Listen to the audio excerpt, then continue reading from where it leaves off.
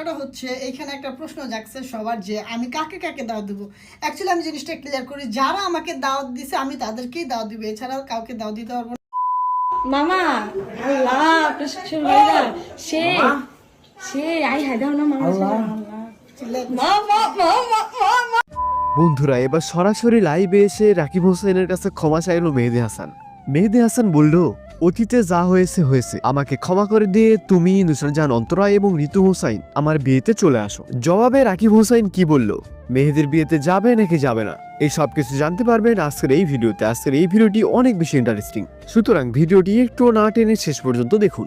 বন্ধুরা গত 2 সপ্তাহ আগে মেহেদী হাসানের এঙ্গেজমেন্ট হয়ে গেছে এবং ঈদের পরের সপ্তাহে তার বিয়ে। এই বিয়ের অনুষ্ঠানে রাকিব হোসাইনকে এবং রাকিব হোসাইনের টিমকে মেহেদী হাসান দাওয়াত দিয়েছে, কিন্তু রাকিব হোসাইন সরাসরি না বলে দিয়েছে।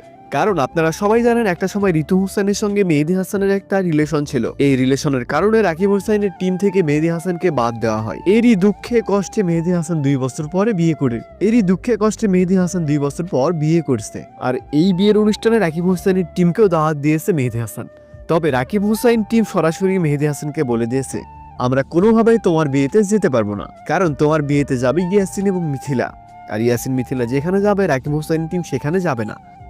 বন্ধুরা তাহলে এবার মেহেদী হাসানকে যে কোনো একজনকে বেছে নিতে হচ্ছে, এক পাশে রাকিব হোসাইন, অন্য পাশে ইয়াসিন মিথিলা।